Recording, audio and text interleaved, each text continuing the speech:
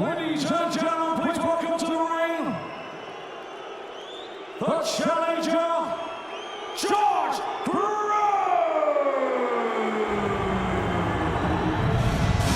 Well, he's revelled in his role as the bad guy, hasn't he? And he's been reaping the reward of that right here. Just listen to those boos.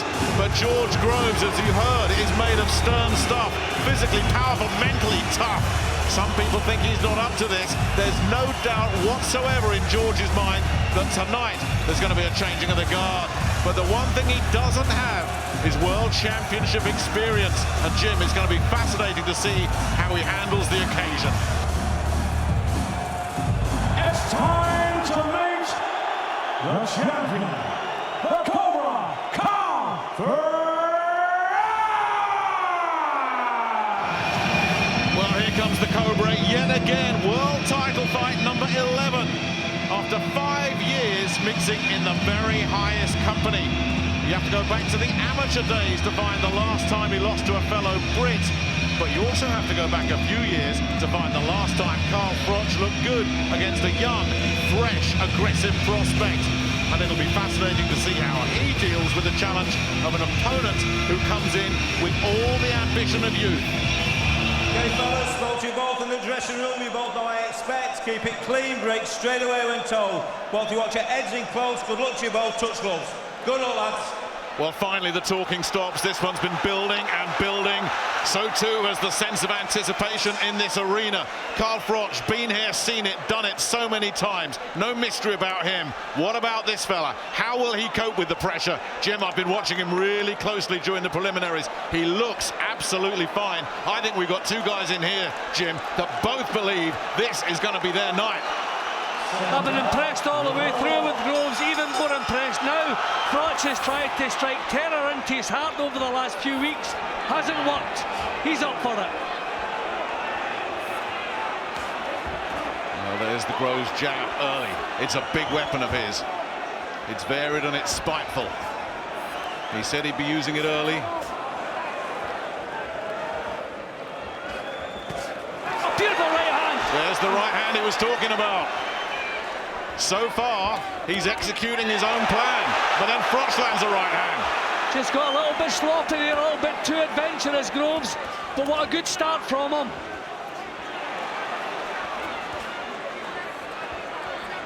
This is not an overwhelming surprise. He is a fast guy, fast fighter, quick hands, great timing, Groves. A lot of people thought, you know what, Froch will wear him down, but Groves will make a good start. A lot of people see Groves being ahead after 4 or 5 rounds. And Rob McCracken was saying that's one thing we don't want. We don't want this fella getting a bridgehead and building some confidence.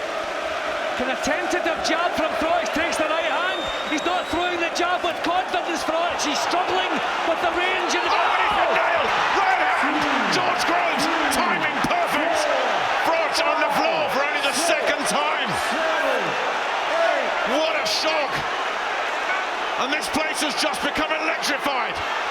Well, he's tentative with his own punches and he paid the penalty. There's that right hand again. And Froch looks unsteady in the thighs. He was hit after the bell there. What a sensational start.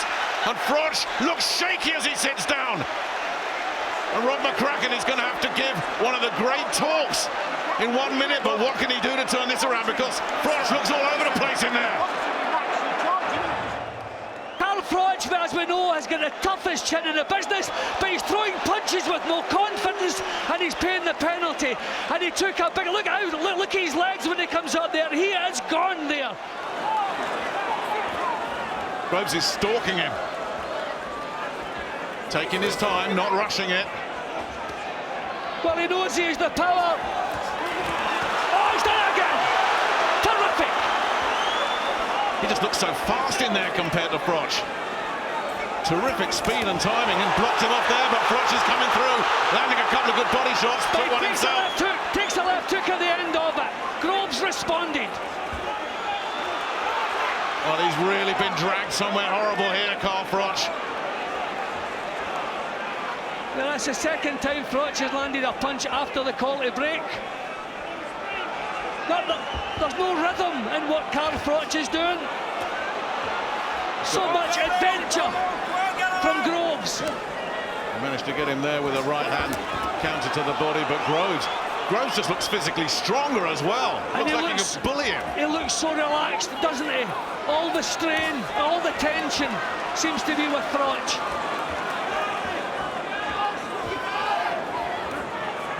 Karl Froch is the toughest guy in the business, but he doesn't like taking punches. And another right hand. So he is not used to this. He is looking for an answer, and he hasn't found it yet.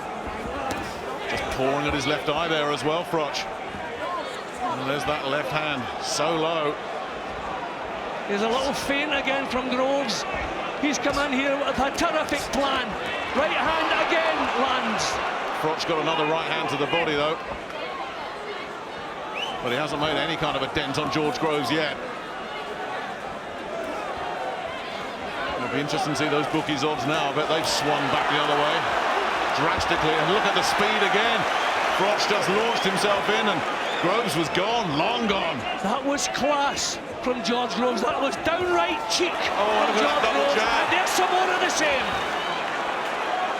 My goodness me, he's making a mug of Karl Froch in there at the moment. Karl has never been the best as far as balance is concerned, and I think he's letting him down a little bit. Now and again he's just looking a little bit clumsy, but these are toys with the jab, as though he doesn't believe they're going to land, and they're so easy to counter because there's no snap in them. Caught again, caught with another right hand. Again, he worked the body with the right hand, Froch, but he was wide open, and a punch on the break as well from Groves. Well, they're both guilty of that. Good Body shot. Nice right hook from Groves. He's just second best in all phases. Little flurries, little flashes of defiance from Froch. Oh, good you body never, shot. ever count him out. Good body shot. Ward hurt Froch to the body a few times. Right hand again working.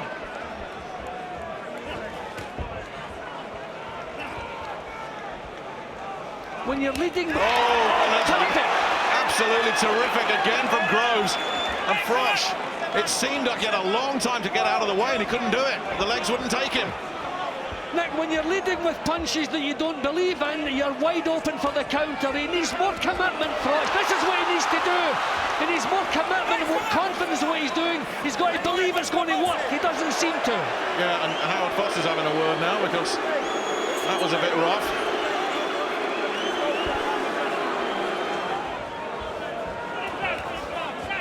I think Froch is trying to get the centre of the ring, but there again there's that jab that there's no confidence in it.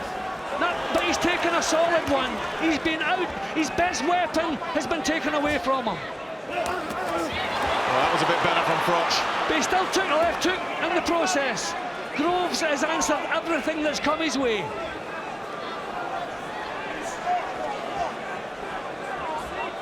You can see Groves cocking that right hand. He just wants Karl to make the first move. He's daring him to come in, and this time Froch does take the bait.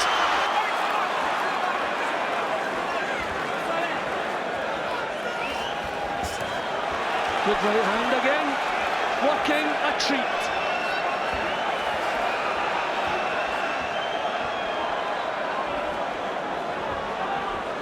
Well, this is a round that's up for grabs. Probably whoever can win the last minute of this, because it's been nip and tuck with both of their moments. So whoever can put a stamp on the last minute here. Every time, Jim, that Froch threatens like he's going to get on top and deliver one of those whirlwinds of his, Groves finds an answer. He negates it. He takes it away. Karl just can't get any rhythm. This is not a typical Karl Froch fight at all. He can't bully his opponent. He can't be physical with him. Everything he's tried so far, Groves has answered. And his jab has pretty much been taken away from him. Better round here from Froch. And there's that left hook.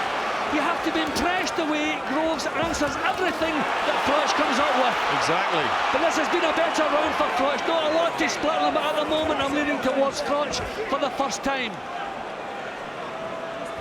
Digging in deep and breathing very heavily through that nose. A little bit of damage there, right on the bell, and he's cut on the scalp as well. It's all going wrong for him, isn't it? That was a terrific shot. There's more, Another one, and three more. And this is big stuff from George Groves. Huge right hands. He has outfought Karl Froch in that burst. He completely outfought him. and he picks every one of those shots so cleanly and accurately. And he's just growing in confidence, if that's possible. And Froch walks on to more and more. He can't miss with the right hand. There it goes again. He can't miss. He shouldn't throw anything else. You just wonder how much even a real tough guy like Carl Froch can take of this. Another big right hook getting through there. This is a huge round for George Groves at a time when I thought Froch's experience would get him into the fight. There it goes again. Defence is non-existent. This is turning into a night of disaster for Carl Froch. And the worst could be yet to come. Missed that time. Froch on him straight away, but couldn't sustain the assault. And George Groves dropped his gloves and said, come on. What a tear-up. Froch is giving it everything now. But can he land anything clean? Huge pressure, but anything getting through? A right hand, I think, might have done, but he's still ducking and swaying and then boring him with the head. Groves. You are seeing the foolishness of youth there. We're just seeing the foolishness of youth. That was crazy stuff there from George Groves. He's been so disciplined. I don't believe he did that. He's winning the round with tremendous right hands in this. All he has to do is see the round out and put another one in the bank. Take a rest, get your breath back. Lovely jab.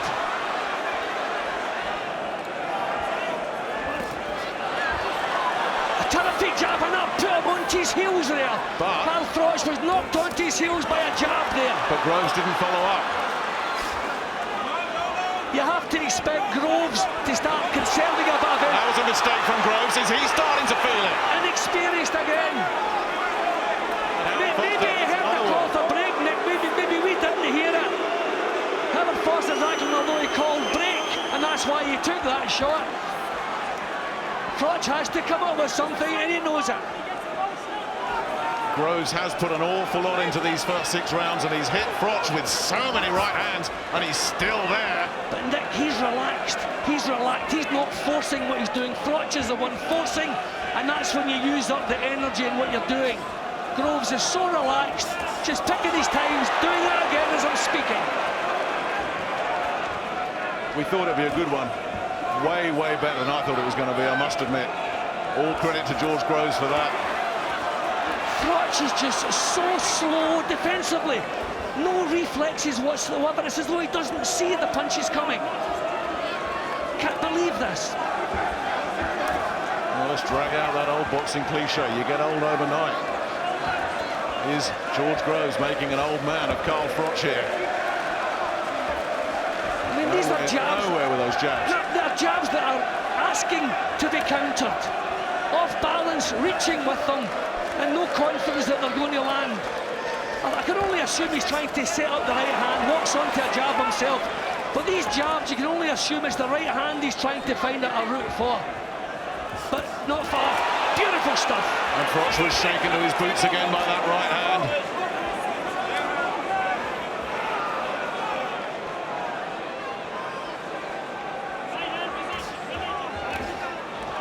Groves always a very, very good finisher, but he hasn't been able to get rid of Froch yet. It's going to take an awful lot.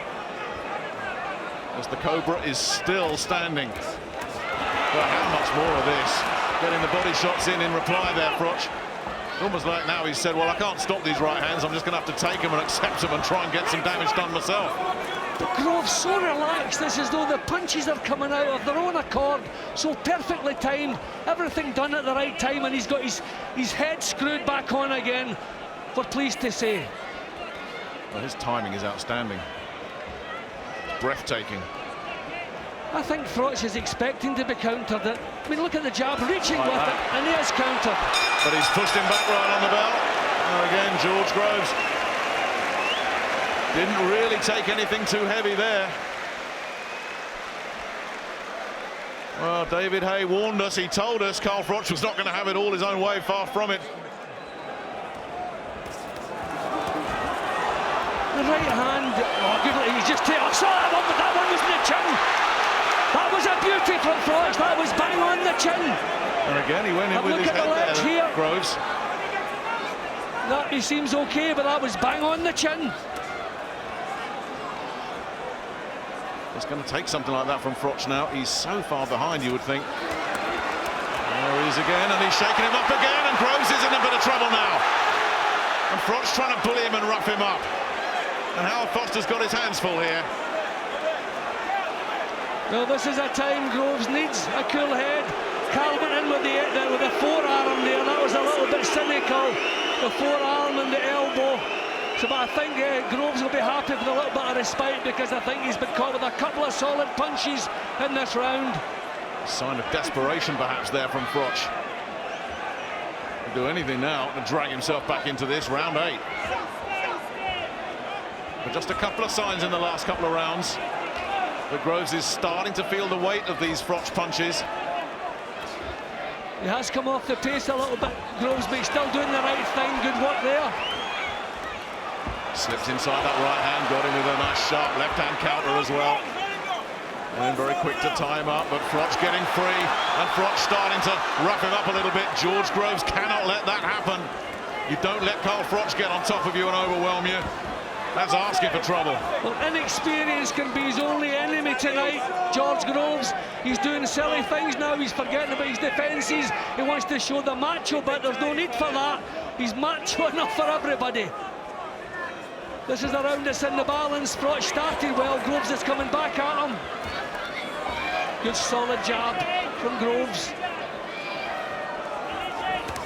Another big swinging right hand from Groves. Sends the spray in, but then look at the response from Froch, and more trouble. You know what? That could be a point off. That could be a point off. I think that could be a point off. He heard noise warning the two of them, but Carl Froch was the one there, and that's the last thing he can afford tonight. But that was cynical. He heard the call to break, and he carried on with 3 punches. That should have been a point off. Well, he'll resort to anything now, Froch. It's desperation time. 20 seconds left in round 8. Groves tags him again with one of those right hands over the top. Froch charges after him. Groves gets away again. Doesn't want to stand and trade with Froch in this mood because he's desperate. Yeah, but there are times when Groves has actually out-fought Carl Froch. Groves has been on him right from the start and made him fight in every round. The pace is slowing down now. So, beautiful shots again from Groves. Froch knows they're coming, but he can't get out of the way, and there was a little left hook got thrown in there just for good measure as well. Well, Froch certainly has proved his toughness. He says he can't be knocked out. I'm beginning to believe him because he's been hit with several knockout punches. And they're still coming from Groves, and still Froch is standing tall, and then lands a right hand of his own, and Groves has wobbled. Groves is in big trouble now, and Froch senses it, and Froch is going for the finish because Groves' legs have gone. And Groves hanging on here, just holding and spoiling, trying to buy some time, but Froch smells blood here. I think Froch needs to finish it here. He really does. Groves is in trouble. He's taken another one and another, and Howard Foster has stopped it. Wow, that is going to be controversial. Groves is disgusted. Groves is furious, and there's going to be some controversy here. Froch had him in trouble, no question about that. But he was so far ahead, George Groves. Was he in so much trouble that it required a stoppage? That's the question that's going to be asked over and over again. Well, considering the punches that both men took leading up to that, considering what was on the line, I feel that the referee could have let it go on a little bit longer. There were terrific punches he was taking, and he was getting caught clearly on the chin. It was worrying. I'm not saying it wasn't a worrying scenario. I wouldn't like to have been the one who had to deal with it. But what was at stake? I mean, Groves, if he had gone on the floor, you know, the 8 seconds cleared his head. If he had to get a hold of Carl Froch, through his lack of experience, if he could come up with the right answer, he did everything wrong here. He should have been grabbing hold. He was trying to punch back. That's the macho thing of youth. Carl Froch, to his credit, has beaten a man tonight who was better than him tonight, and I suppose that's what being a champion is all about. Ladies and gentlemen, 1 minute and 33 seconds of the 9th round. Groves in no position to defend himself, therefore your winner, and still the WBA and IBF Super Middleweight Champion of the world, the Cobra, Carl Froch. And let's show our appreciation celebration for St George Grove.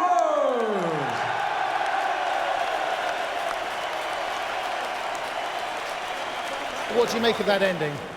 Yeah, I thought it was a fair enough stoppage. There was times where, you know, I hit him with 2 shots at the end, and I felt I had a couple of more free shots on him. And I think when a fighter feels like he's got a free shot on another fighter, I was lining him up for the right hand, the uppercut went in. I honestly had a free shot on him. He was struggling, he was looking at the floor, his head was turning away. And it's that last shot, that last 1 shot or 2 shots that could do some serious damage in this sport. The referee's in there, the referee is 6 inches away from the fighters, and he looks into the fighter's eyes, he looks where the opponents are looking at the floor, he looks at the composure, and he has to make a split-second decision. So, you know, you shouldn't be asking the fighter if I thought it should have been stopped. Of course I thought it should have been stopped, and of course George thinks it shouldn't have been stopped. George, how badly hurt were you at the end? He caught me with a good shot, but that should never have been a stoppage. If you look, probably near enough every round beforehand, I had Cole buzzed, and buzzed much heavier. And because he's got this warrior image, I think he got the benefit of the doubt a lot of the time. And because for some reason I've got this chinny image, it was stopped prematurely in my opinion.